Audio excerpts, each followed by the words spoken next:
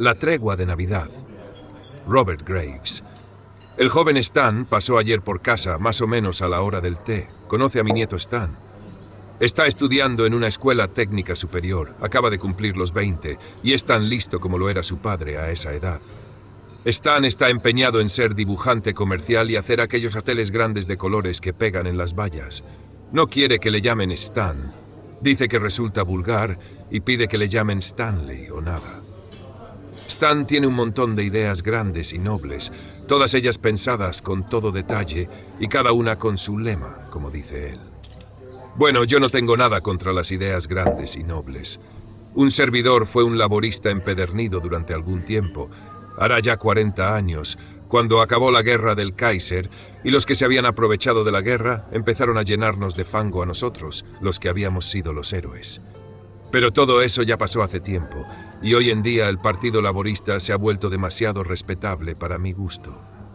Peor que los conservadores, así son la mitad de sus líderes hoy en día, sobre todo los que habían gritado más fuerte cuando coreaban la bandera roja seguirá ondeando.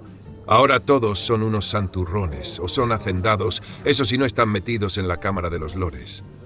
Pero en fin, ayer pasó por aquí Stan para hablar de la marcha antinuclear que van a organizar, cruzando toda Inglaterra hasta la Plaza Trafalgar. Y me pregunta si no podría animar a algunos de mis viejos camaradas para que formen un escuadrón especial con una pancarta que diga: «Los veteranos de la Primera Guerra Mundial protestan por la bomba». Quería que encabezáramos el desfile, con medallas, muletas, sillas de ruedas y todo lo demás. Me negué en redondo. «No, señor Stanley», le dije con educación. «Lo siento, pero resulta que no puedo aceptar su amable invitación». «¿Pero por qué?», me dice él. «No querrás otra guerra, abuelo, ¿verdad? ¿No querrás que aniquilen la humanidad? Esta vez no se tratará de que mueran unos cuantos tíos con mala suerte como el tío Arthur en la Primera Guerra y papá en la Segunda. Será toda la humanidad». «Escucha, jovencito», le contesto yo, «no me fío de nadie que se me ponga a hablar de la humanidad. Ni curas, ni políticos, ni nadie. Eso de la humanidad bien mirado no existe». «Bien mirado, abuelo», me dice el joven Stan. «Sí que existe. La humanidad quiere decir todas las diferentes naciones puestas juntas. Nosotros, los rusos, los americanos, los alemanes, los franceses y todos los demás. Si estalla una bomba, el mundo entero se acaba. No va a estallar», le digo yo. «Pero si ya ha estallado 2 veces en Hiroshima y en Nagasaki», me replica, «¿por qué no ha de estallar otra? El daño será absolutamente definitivo cuando vuelva a estallar». No quise que Stan dijera la última palabra. «En aquella guerra anticuada y loca, en la cual perdí un pie», le dije un poco severo, «los fritzis usaban gas venenoso. Creían que esto les ayudaría a abrirse camino en Wipers. Pero de alguna manera el frente logró resistir y nuestras fábricas pronto empezaron a producir la misma porquería apestosa para que también la usáramos contra ellos». «Muy bien. ¿Y qué me dices de la guerra de Hitler?» «¿Qué hay de la guerra de Hitler?», pregunta Stan. «Pues verás», le digo yo, «en Inglaterra a todo el mundo le entregaron una máscara que costaba lo suyo, en un estuche la mar de elegante, para protegernos de las bombas de gas venenoso que dejaran caer del cielo. Yo, tu padre, tu madre y también tú, que eras un renacuajo. Pero ¿cuántas bombas de gas venenoso tiraron sobre Londres o sobre Berlín? Ni una puñetera bomba. Tanto unos como otros estaban muertos de miedo. El gas venenoso era algo demasiado mortífero. Y no hay en el mercado ninguna máscara que nos pueda proteger contra esta bomba nueva. Así que tampoco van a dejar caer ninguna bomba. Te lo digo yo, Stanley, hijo, al menos mientras estemos en este valle de lágrimas. Todo el mundo vuelve a estar muerto de miedo. Entonces, ¿por qué los 2 bandos se dedican a fabricar cantidades de bombas atómicas y las van amontonando?», me pregunta. «¿Qué sé yo?», le digo. «A no ser que se trate de una forma muy ingeniosa de conseguir que todo el mundo tenga empleo, haciendo creer que hay una guerra en marcha. Entre las bombas, los refugios, los equipos de radar, los portaaviones esos que no pueden hundirse, los satélites, los cohetes que mandan a la luna y encima el mantenimiento de grandes ejércitos. Hoy en día cuesta 2.000 libras mantener un soldado en activo, lo leí hace poco. Con toda esa comedia queda asegurado el pleno empleo para todo el mundo y los hombres de negocios se están frotando las manos.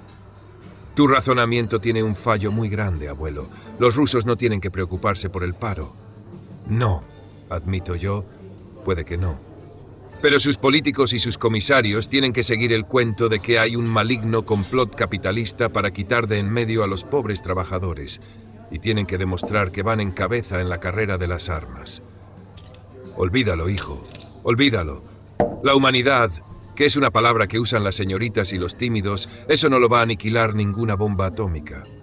Stan cambia de táctica y dice: pero abuelo, nosotros, los ingleses, queremos enseñarles a los rusos que no estamos metidos en ningún complot capitalista. Todos los hombres somos hermanos, y yo mismo no tengo nada en contra de mi número opuesto en Moscú, Iván fulano de tal. Esta marcha de protesta es la única forma lógica de demostrarle a ese Iván mi aversión por la propaganda organizada. Pero Iván Terribilich no está aquí para verte en la marcha, ni le va a enseñar la tele rusa ninguna imagen. Si Iván piensa que eres un maldito capitalista, entonces va a seguir pensando que eres un maldito capitalista. Y no se equivocará mucho, en mi opinión.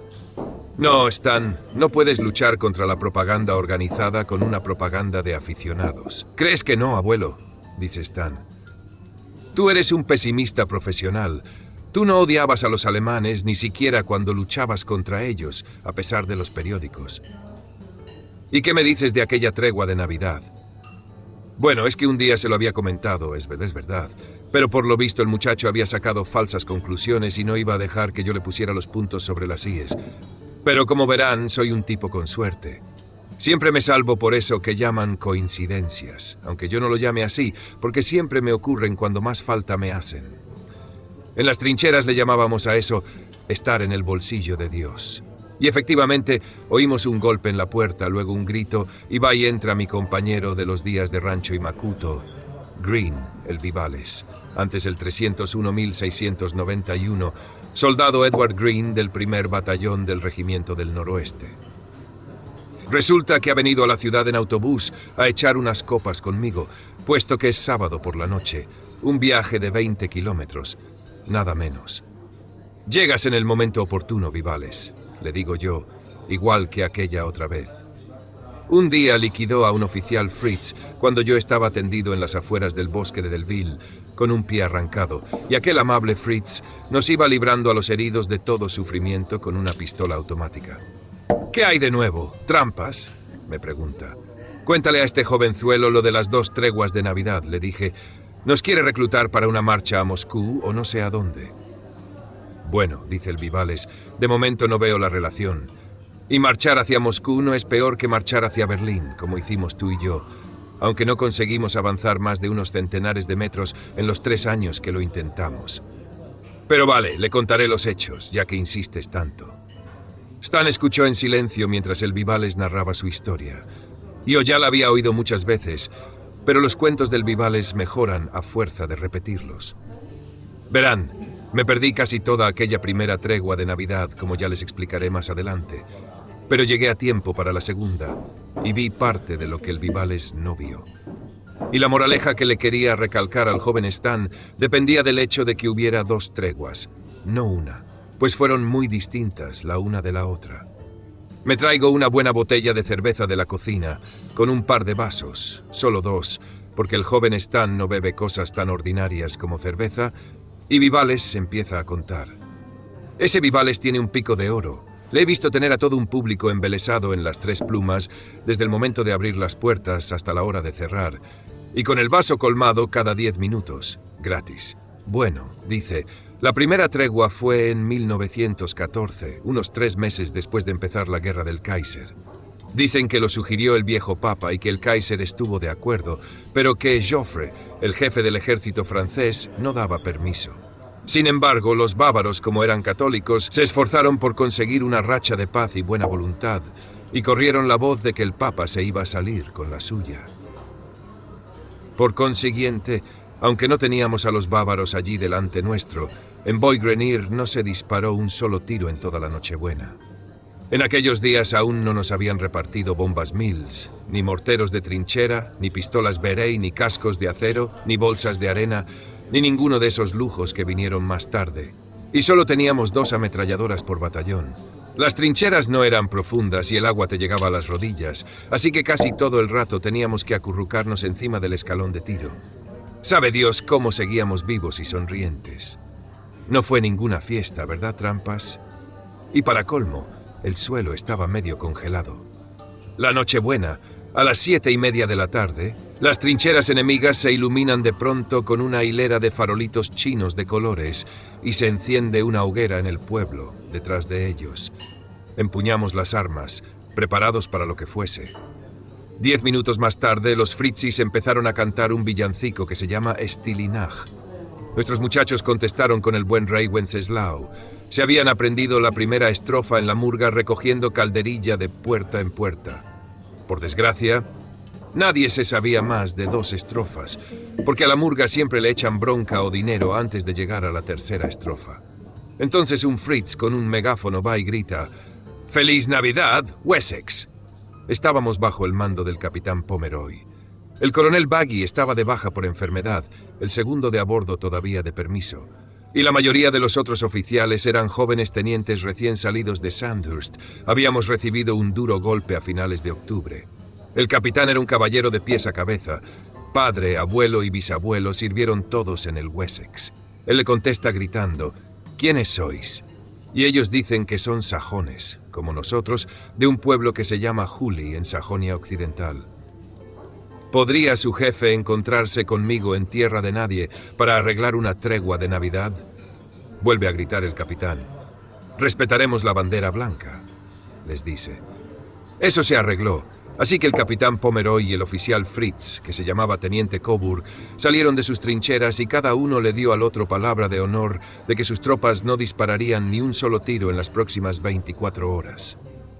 El teniente Coburg explicó que su coronel y todos los oficiales superiores habían vuelto al cuartel general del regimiento a descansar. Por lo visto, les gustaba tener las botas limpias y las manos calientes. No eran como nuestros oficiales. El capitán Pomeroy volvió más contento que un niño con zapatos nuevos y dijo: «La tregua empieza al amanecer, Wessex, pero mientras tanto nos quedamos en las trincheras. Si alguno de vosotros se atreve a romper la tregua mañana, dice, le mataré yo mismo, porque le he dado mi palabra a aquel oficial alemán. De todos modos, andad con cuidado y no soltéis vuestros fusiles». Eso nos iba bien. Con qué gusto íbamos a salir de aquellos malditos escalones de tiro y estirar las piernas. Así que aquella noche les dimos una serenata con un montón de canciones, como «Quiero irme a casa», «La tapa de la olla» y la que decía «El viejo von Kluck tenía muchos hombres». Y ellos nos dieron otra con «Deutschland über alles» y canciones acompañadas con la concertina. Rascamos el fango de las polainas y les sacamos brillo a nuestros botones para dar una imagen un poco más militar al día siguiente. Mientras tanto, el capitán Pomeroy vuelve a salir con su linterna y organiza un partido de fútbol de Navidad. Saque inicial a las 10:30, seguido a las 2 de la tarde de un funeral por los muertos que no se habían podido recoger por estar demasiado cerca de las trincheras del lado opuesto. «Fuera de las trincheras y buena suerte», grita el capitán a las 8 de la mañana, como si estuviera dirigiendo un ataque. Salimos y nos quedamos allí, un poco cohibidos, claro, esperando a los fritzis. Ellos avanzaron para encontrarse con nosotros, gritando, y 5 minutos más tarde allí nos tienes. Navidad fue un día un poco raro, de los más raros que he pasado. Codeándonos con los alemanes, ya me entiendes, intercambiando pitillos y ron y botones por coñac, cigarros y recuerdos. El teniente Coburg y algunos de los fritzis hablaban inglés, pero ninguno de nosotros dábamos pie con bola en su lengua. La tierra de nadie nos había parecido tener 10 kilómetros de ancho cuando los que hacíamos la patrulla nocturna nos arrastrábamos por allí, pero ahora vimos que no tenía más anchura que 2 campos de fútbol. Nosotros proporcionamos el balón y colocamos camillas para hacer de porterías, y el reverendo Jolly, nuestro capellán, hizo de árbitro. Nos ganaron por 3-2, pero es que el capellán mostró demasiada caridad cristiana. El extremo izquierdo alemán marcó el gol definitivo cuando estaba totalmente fuera de juego y así lo admitió en cuanto sonó el silbato. Y nosotros, los espectadores, estábamos esparcidos por la línea lateral, casi en doble fila, con los fusiles al hombro. Celebramos la comida de Navidad cada uno en sus trincheras, y un corneta alemán nos dedicó un toque de fajina con la misma tonadilla que la nuestra. Al capitán Pomeroy le invitaron al otro lado, pero no le pareció bien aceptar. De pronto, uno de nuestros centinelas, el hijo de un granjero, ve una liebre corriendo por la línea divisoria.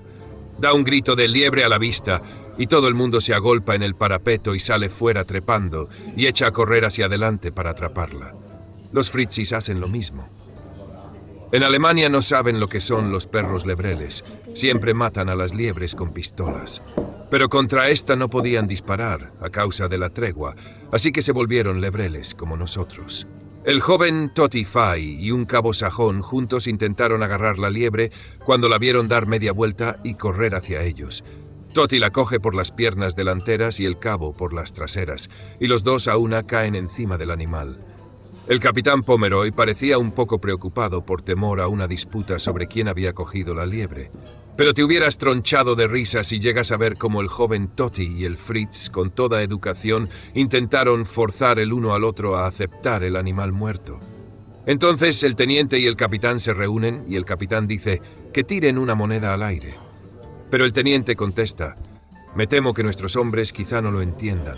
Nosotros sacamos una pajita. Así que cogieron unas briznas marchitas de hierba y Totti sacó la larga. Totti pertenecía a nuestra sección y aquella noche guisamos la liebre con patatas en una gran cazuela de hierro que pedimos prestada a una granja, pero Totti le dio al Fritz un par de latas de carne y también el pellejo. ¡Qué guiso tan rico! Los llamábamos Fritzis en aquellos días. Más adelante les llamamos Jerrys porque sus cascos de acero parecían orinales. Aquellos cascos con puntas que se llamaban Pickelhaubes aún estaban en vigor en 1914, pero solo para los desfiles.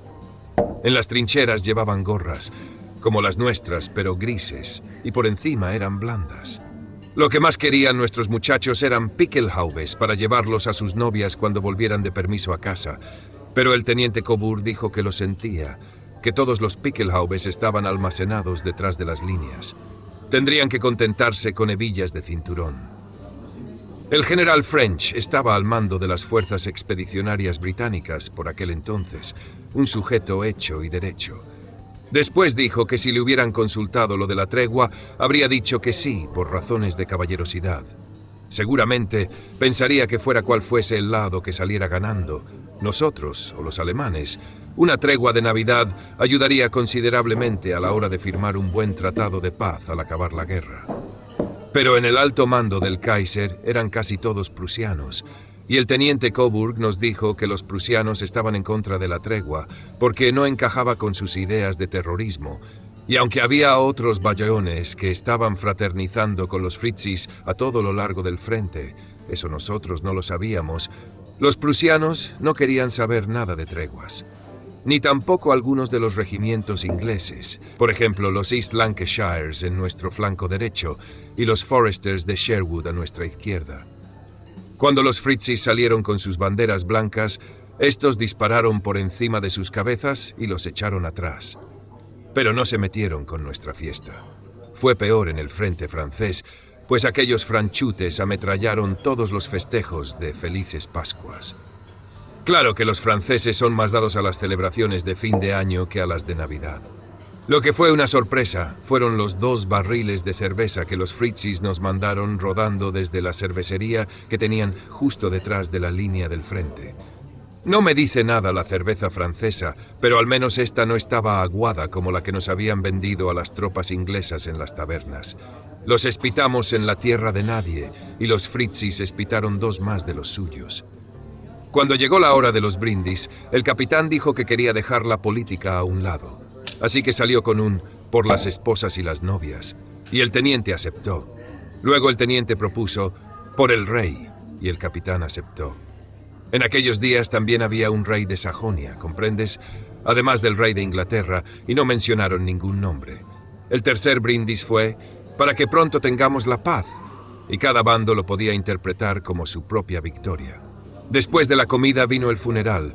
Los fritzis enterraron a sus muertos en su lado de la línea divisoria y nosotros en el nuestro. Pero cavamos las fosas tan cerca unas de otras que un oficio de difuntos valió para los 2. Los sajones no llevaban capellán, pero como eran protestantes, el reverendo Joly leyó el oficio y un estudiante alemán de teología hizo de traductor. El capitán Pomeroy mandó venir los tambores y nos ordenó hacer aquel desfile con todo detalle. Marcha lenta, armas a la funerala, tambores amortiguados, bandera del Reino Unido y todo. Una hora antes del anochecer, un Fritz de cara extraña que se llamaba Putsy trajo una mesa de tijera. Hablaba el inglés como un yankee. Dijo que había estado en el circo Ringling, allá en los Estados Unidos. Nos llamaba tíos y nos dio un fin de fiesta en toda regla, con juegos de manos y malabarismos, y con la cara pintada como un payaso de verdad. En tu vida has oído un aplauso como el que le dedicamos a Herr Putsy.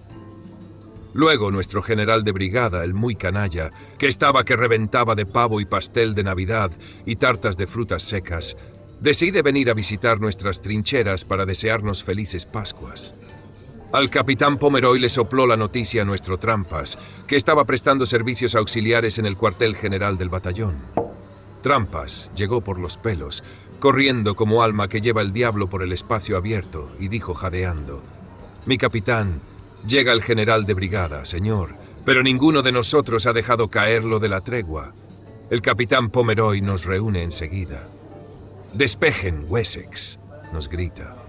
5 minutos más tarde, el general de brigada llega hecho una cuba por la trinchera de comunicación con la cabeza baja. El capitán intenta hacerle saber al teniente Coburg lo que está ocurriendo, pero el teniente ha vuelto a buscar unos guantes de lana como recuerdo. El capitán no sabe hablar alemán, y además los Fritzis están tan embelesados mirando el espectáculo de Putsy que no quieren escuchar. Así que el capitán Pomeroy me grita: «Soldado Green, corra por el sector y ordene a los jefes de sección de mi parte que disparen 3 ráfagas sobre las cabezas de los enemigos». Y así lo hice, y cuando apareció el general de brigada no había ni un Fritz a la vista. El general de brigada, al que llamábamos cara de juez, llega lleno de jovialidad navideña. «Me ha alegrado mucho», nos dice, «oír esa descarga de los Wessex, Pomeroy. De otros sectores del frente han llegado rumores de fraternización». «Malo, qué vergüenza. No se puede interrumpir la guerra por la libertad solo porque sea Navidad. ¿Tiene algo que comunicar?» El capitán Pomeroy no se inmuta. Va y le dice: «Nuestros centinelas informan de que el enemigo ha colocado una mesa de tijera en la tierra de nadie, señor. Esto es bastante raro, señor. Parece ser que encima hay una pecera llena de peces de colores». Le dio una patadita al capellán, y el capellán mantuvo la boca cerrada.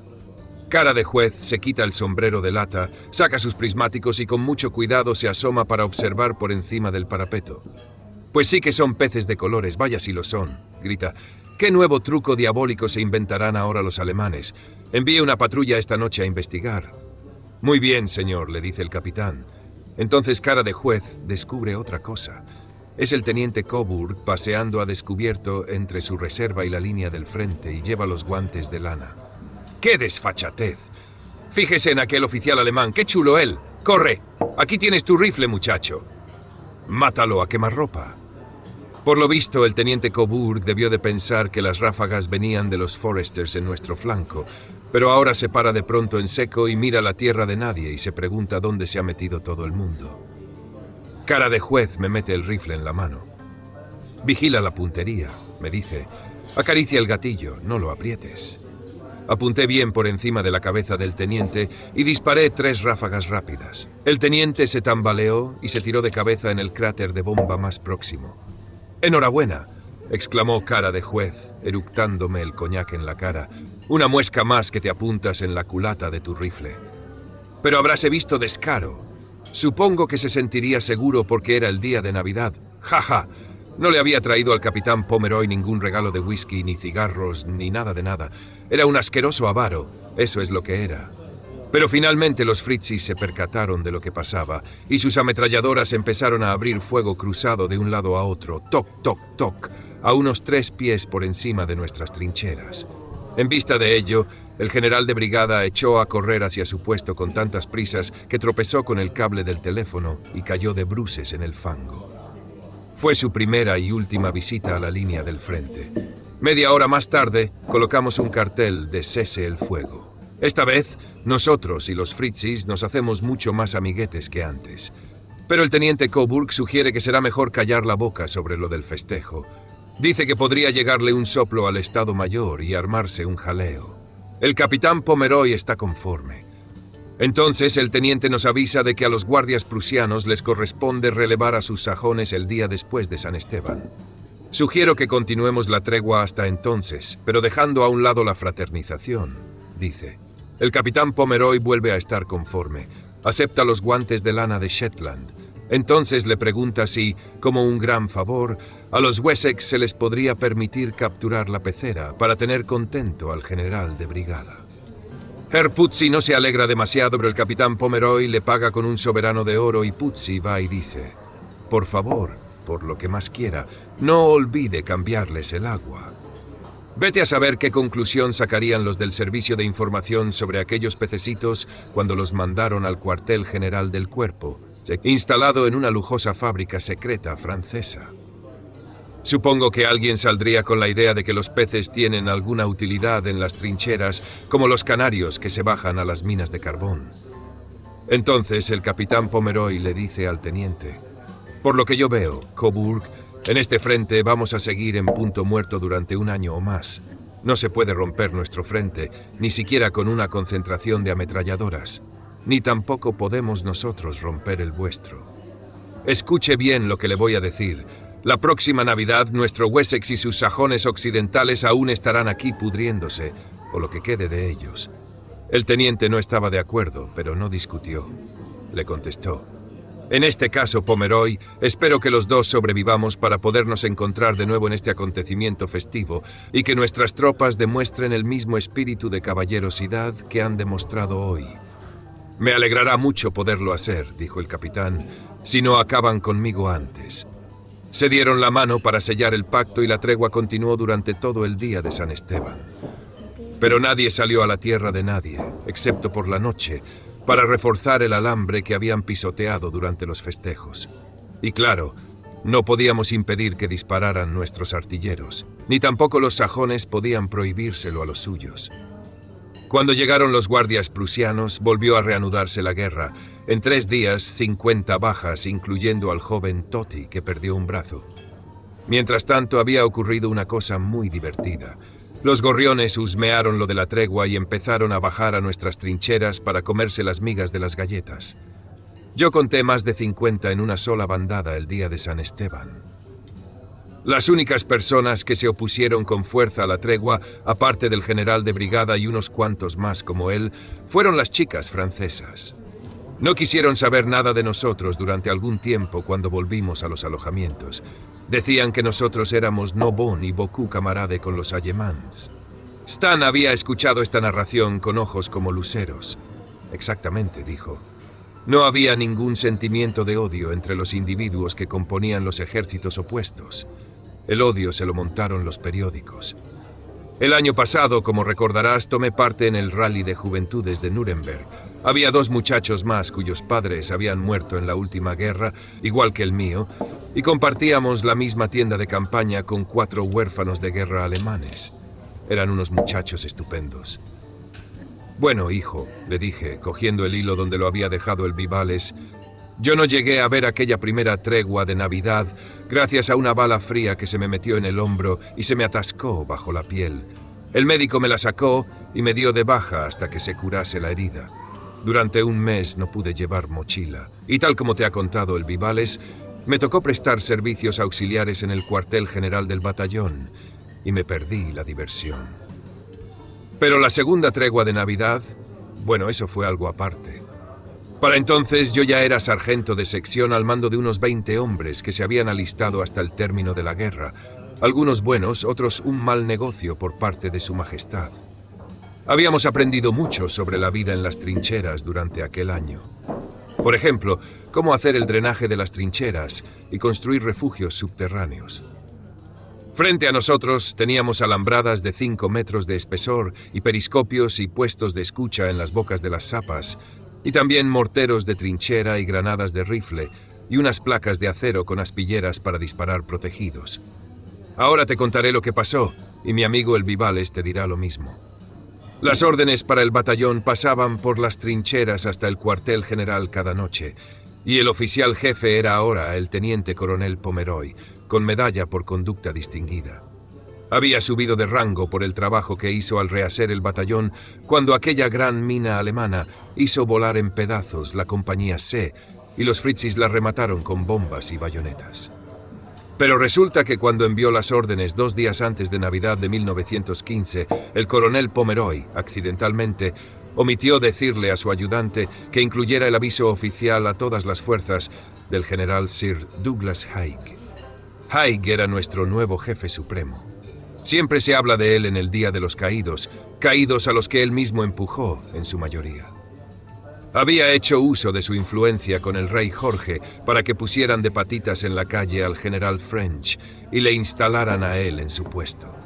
Su aviso venía a decir que cualquier hombre que intentara fraternizar con los enemigos de su majestad, so pretexto de que era Navidad, podía ser sometido a consejo de guerra y fusilado. Pero el coronel Pomeroy jamás quebrantaba su palabra, aunque pudieran colgarle por ello. Y aquí le teníamos a orillas del canal de la Bassée, y delante de nosotros nada menos que los mismos sajones occidentales del pueblo de Uli.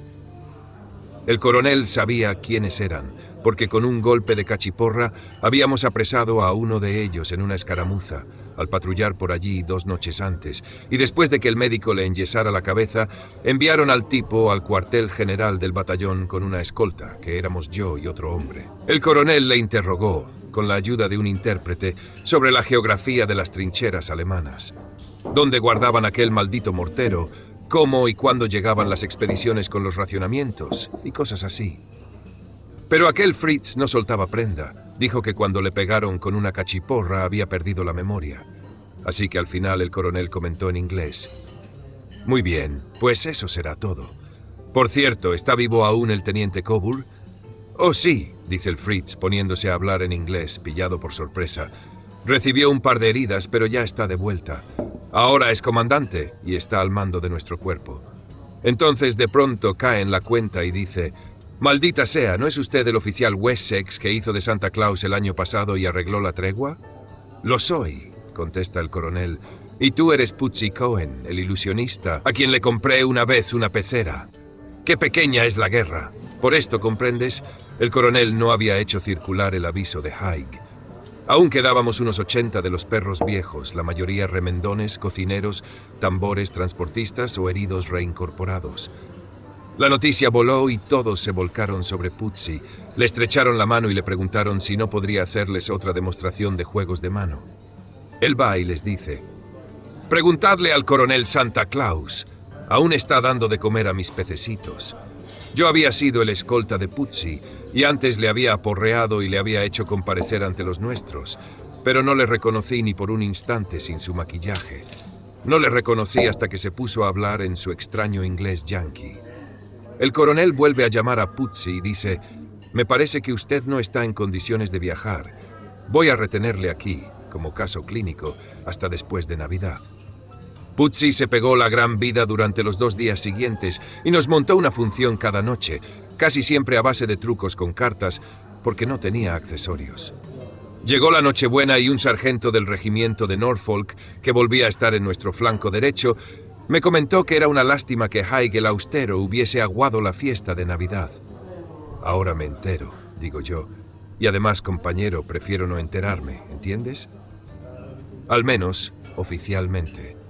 No acababa de cerrar la boca cuando los sajones esos sacan de nuevo sus farolillos chinos y empiezan a cantar Stille Nacht. Y además, en todo el día no habían disparado ni un solo tiro. Pronto empieza a correr esta noticia por las trincheras. Órdenes del coronel: de ahora en adelante, nada de disparos sin permiso del oficial.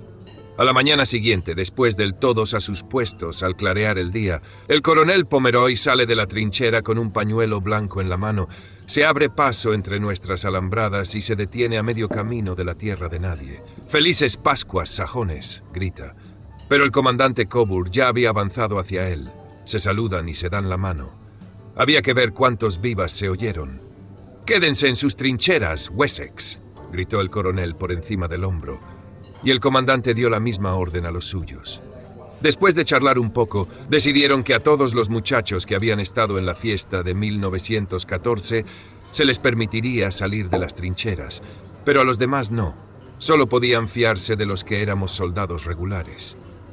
«Verás, es que los regulares conocen las reglas de la guerra y no se dejan llenar la cabeza de política ni de propaganda. Aquellos tipos voluntarios nos daban náuseas a veces con su patriotismo y sus grandes aires de burla, y su odio por el enemigo teutónico, como llamaba a los fritzis uno de ellos. Salieron 2 veces más sajones que hombres de Wessex. Teníamos órdenes estrictas de no discutir ningún asunto militar, aunque de todos modos ninguno de nosotros se había dedicado a estudiar el alemán desde la última fiesta. El fútbol quedaba descartado porque los cráteres de explosión estaban casi pegados unos a otros y había muchas alambradas. Pero volvimos a entendernos bien con señas y un poco de francés de café y empezamos a intercambiar cigarrillos, bebida y botones. Sin embargo, el coronel no quiso que les diéramos ninguna insignia. Desde luego no nos sentíamos tan amigos como la otra vez. Demasiados de los nuestros y de los suyos habían estirado la pata aquel año y además las trincheras no estaban inundadas como la primera vez. Organizamos 3 combates de boxeo, peso medio, welter y ligero. Ganamos el welter y el ligero por KO y perdimos el peso medio por puntos. El coronel Pomeroy dejó a Puzzi libre bajo palabra y Puzzi nos dio un espectáculo aún más bonito que el anterior, porque el comandante Coburg había mandado traer su maquillaje y sus accesorios. Esta vez usó un loro en lugar de los pececitos. Después de comer, al ver que ya no teníamos mucho más que contarles a los fritzis ni nada que intercambiar, los oficiales decidieron levantar velas antes de que nos metiésemos todos en un lío. Los de Norfolk habían prometido no disparar y el flanco izquierdo quedaba escondido por la ribera del canal. Mientras aquellos 2 estaban entretenidos discutiendo cuánto tenía que durar la tregua sin disparar, de pronto se nos volvió a encender el espíritu navideño. Nosotros y los fritzis, casi sin darnos cuenta, nos dimos las manos formando un círculo alrededor de los 2 hombres. Los Wessex y los sajones occidentales, ya todos mezclados, bailábamos dando vueltas, primero hacia un lado, luego hacia el otro, entrando y saliendo de los cráteres al compás de una canción de corro. Entonces uno de nuestros oficiales señaló al comandante Coburg y algunos de nuestros hombres lo alzaron en hombros y todos cantamos. Es un muchacho excelente. Y los fritzis también subieron a nuestro coronel en hombros y cantaron Jock solle lieben o algo así. Nuestro sargento mayor sacó una foto de aquella escena. Lástima que se lo cargaran antes de revelarla. Lo que os voy a contar ahora me lo contó a mí Relámpago Collins, un veterano soldado de mi sección. Dice que había estado tan cerca del coronel y del comandante que pudo oír la conversación que tuvieron durante el combate de los pesos medios, cuando creían que nadie les estaba escuchando. El coronel dice, y yo le profeticé el año pasado que aún estaríamos aquí estas Navidades, o al menos lo que quedara de nosotros. Y ahora vuelvo a decirle que aún estaremos aquí las Navidades próximas y también las siguientes. Si no acaban con nosotros, y de eso tenemos una posibilidad entre 10. Además, las Navidades próximas ya no habrá más diversiones ni juegos, ni fraternizaciones. Dudo mucho que yo escape de este acto de insubordinación sin castigo, pero soy un hombre de palabra, como lo es usted, y los 2 hemos mantenido lo pactado. Oh, sí, coronel, dice el comandante. Y yo también tendré suerte si no me hacen comparecer ante un consejo de guerra. Nuestras órdenes eran tan severas como las suyas, y se echaron a reír juntos, como 2 cuervos. Puzzi era el hombre más envidiado de toda Francia aquel día, pues se iba a un campamento de capturados en Inglaterra, protegido por escoltas. Y el coronel le dijo al comandante, le felicito por aquel soldado, no quiso delatar nada. A las 4 en punto nos retiramos, pero los 2 oficiales aguardaron un poco más para asegurarse de que todo el mundo había vuelto a su puesto. Pero no creas, Stan, hijo, que aquí se acaba la historia. Yo tenía un tipo en mi pelotón que se llamaba Gitano Smith, un soldado sucio y de cara morena, un mal hombre. Había estado mirando cómo nos divertíamos desde la boca de la zapa más próxima, y en cuanto el comandante hubo dado media vuelta, Gitano apuntó y le tiró. La primera noticia que tuve del hecho fue un grito de todos los que estaban a mi alrededor. Vi al coronel Pomeroy correr hacia el comandante, gritando para que vinieran los camilleros. Aquellos fritzis debieron de pensar que se trataba de un trabajo premeditado, porque cuando nuestros camilleros salieron de la trinchera, accionaron sus armas y le dieron a uno. Su compañero se volvió atrás. El coronel se quedó solo en tierra de nadie. Caminó con paso tranquilo hasta las trincheras alemanas con las manos en los bolsillos. Tenía demasiado orgullo como para colocárselas sobre la cabeza. Un par de fritzis abrieron fuego, pero los dos fallaron. Se detuvo junto a la alambrada alemana y gritó: «Sajones, mis hombres tenían órdenes estrictas de cesar el fuego. Algún cobarde ha desobedecido. Por favor, ayudadme a llevar el cuerpo del comandante a vuestras trincheras. Luego podéis hacer lo que queráis conmigo, si queréis, porque yo di palabra de honor de que no habría tiros». Los fritzis comprendieron e hicieron salir a sus camilleros. Se llevaron el cuerpo del comandante por un sendero retorcido que atravesaba la alambrada, y el coronel Pomeroy les siguió. Un oficial alemán le vendó los ojos al coronel en cuanto entró en la trinchera, y nosotros esperamos para ver lo que iba a ocurrir a continuación. Eso fue alrededor de las 4, y no pasó nada hasta el segundo turno de guardia. Entonces vemos una linterna que hace señas, y acto seguido vuelve el coronel, tan campante. Nos dice que por suerte el disparo de Gitano no había matado al comandante, solo le había señalado el cuero cabelludo y le había dejado sin sentido. Al cabo de 6 horas había vuelto en sí, y cuando vio al coronel esperando allí, ordenó su libertad inmediata. Se habían vuelto a dar la mano y se habían dicho, hasta después de la guerra, y el comandante le había dado al coronel su linterna. Aquí ya casi se acaba la historia, pero no del todo. Se propagó la noticia de la tregua y el general Haig ordenó primero una investigación y luego un consejo de guerra contra el coronel Pomeroy. Claro que no le fusilaron, pero le dieron una buena reprimenda y perdió 5 años de antigüedad. Y no es que eso importara, porque luego le mataron de un disparo entre ceja y ceja en el jaleo del bosque de Delville en 1916, donde yo perdí mi pie. Y en cuanto a Gitano Smith, dijo que estaba obedeciendo las órdenes estrictas de Haig de no fraternizar, y además se sentía obligado a vengar a un hermano suyo que perdió la vida en Loos. Sangre por sangre, dijo. Es nuestro dicho gitano. Así que no pudimos hacer nada más que demostrarle lo que pensábamos de él, tratándole como la porquería que era. Y no duró mucho. Mandé regresar a Gitano con los del racionamiento la noche de San Esteban. Aún seguíamos observando la tregua con los sajones, pero una vez más sus artilleros no quisieron saber nada, y frente a la choza del Furriel le volaron el trasero con un trozo de granada. Murió en el tren hospital, lo que oyes. ¡Ah! Se me olvidaba decirte que aquellas navidades no vinieron los gorriones a comerse las migas de galleta. Todos los pájaros habían desaparecido meses antes. Cada año, aquella guerra se ponía más fea. Antes de acabar, casi 3 años más tarde, solo por aquel batallón debieron de pasar unos 10.000 oficiales y soldados, y el batallón nunca tenía más potencia que la de 500 rifles. En 1916, yo ya había recibido 3 heridas. Algunos tipos llegaron a tener 6 antes de que acabara. Solo nuestro Vivales, aquí presente, salió sin un solo rasguño.